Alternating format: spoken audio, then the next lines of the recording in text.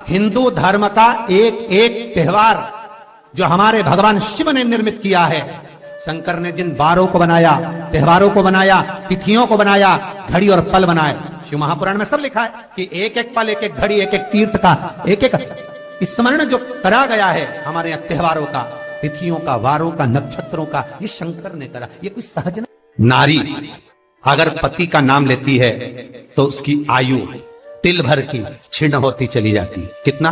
तिल भर।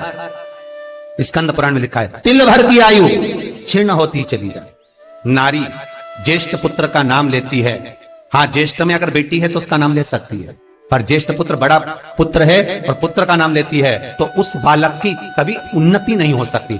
तन से, मन से या धन से वो बालक हमेशा दुखी ही रहेगा।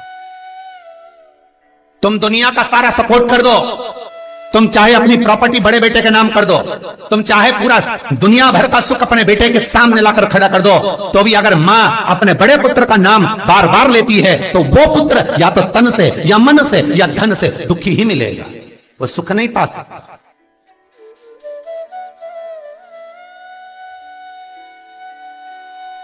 और जिन जिन के घर में बड़ा पुत्र हो और बड़े पुत्र का नाम आप माताएं लेती हो तो उसकी दशा जरूर देख लेना एक बार। हो कथा गलत नहीं कह सकती, स्कंद पुराण कभी गलत नहीं जा सकती।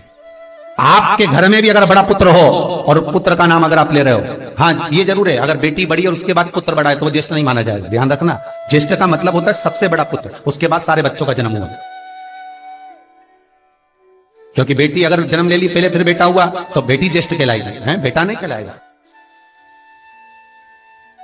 अगर पहला ज्येष्ठ पुत्र है तो मां सारी प्रॉपर्टी दे दे, सारा वैभव दे दे, मां सारा दौलत दे दे, मां उसके ऊपर सर्वस्व निछावर कर दे। पर अगर बेटे का नाम माता बार बार लेती है तो उस बेटे की उन्नति, तरक्की नहीं हो सकती, उसको जीवन में सुख नहीं मिल सकता, कुछ ना कुछ चीज से वो दुखी रहेगा। चाहे वो बच्चों से रहे, पत्नी से रहे, परिवार से रहे, कुटुंब से रहे, व्यापार में रहे, व्यवसाय में रहे, ऑफिस में रहे, चाहे अपने शरीर से रहे, पर दुख तो उसके भाग्य में थोड़ा लिखा ही रहे। और जो चीज वेद व्यास जी ने वर्णन कर दी महाराज, उसका प्रमाण आप खुद भी अपने घर में देखो कि सही है कि गलत है। जिस जिस घर में बड़ा पुत्र हो और मां उसका नाम बार बार लेती हो, बार बार लेती हो, उस पुत्र की दशा देखिएगा आप।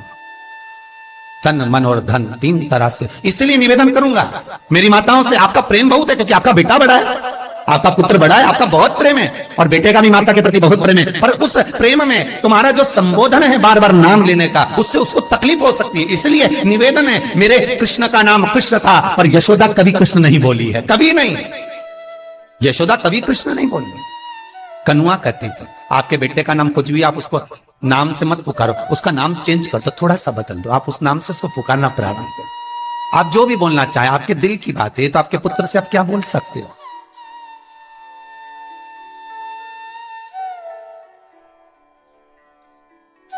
मेरी कौशल्या मैया राम को केवल राम ही कहती थी।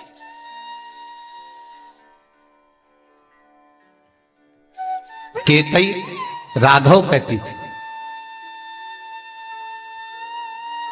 सुमित्रा रघु कहती थी, पर कौशल्या नाम नहीं बदलता। और ज्येष्ठ पुत्र थे राम, बड़े थे,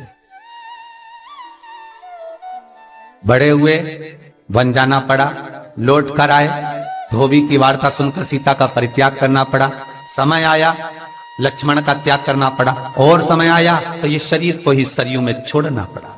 कहां से? स्कंद पुराण कहती है पति का नाम अगर नारी ले रही है तो तिल तिल भर उसकी उम्र घट रही है। पर ना जाने माताओं को ऐसा क्या है कि वो आज का फैशन हो गया, ए राघव इधर आ, राघव गया, नाम लेने में तिल भर की आयु घट जाती है। ज्येष्ठ पुत्र का नाम लेने में उसकी समृद्धि, उसका जो वैभव है, उसका जो सुख है वो घट रहा है।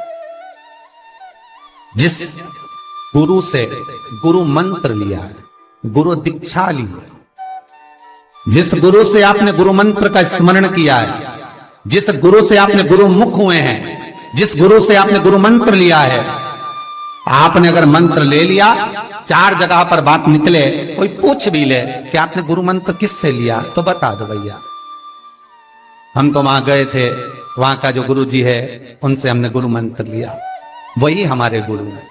नाम का स्मरण ना करते हुए उसकी पहचान बताने का प्रयास करो, वो ऐसे वो वैसे वो वहां रहते, उसका स्मरण। गुरु का नाम लेने से क्या जाता है महाराज? शास्त्र कहता है गुरु जिसने मंत्र दिया उसका नाम मत लो, गुरु ने जो मंत्र दिया उसका नाम लो। बहुत ध्यान देना महाराज। दुनिया के लोग गुरु का नाम लेकर बैठे हैं, उन गुरु जी से मंत्र लिया था तो उन्हीं का नाम लिया जाए, श्री ये मान जी ये मान जी। अरे क्या नाम लेना, क्या नाम लेना? हमें गुरु का नाम नहीं याद करना, हमें गुरु मंत्र याद करना। जो गुरु ने मंत्र दिया उसका स्मरण करना। क्या होता है? स्कंद पुराण कहती है जब माला जपने के लिए बैठते हैं तो गुरु का श्री विग्रह तुम्हारे सामने होना चाहिए कि हमने उन गुरु जी से मंत्र लिया है, और गुरु का नाम नहीं। गुरु मंत्र लेते समय गुरु का विग्रह सामने हो और मंत्र जो गुरु ने दिया है उसका स्मरण।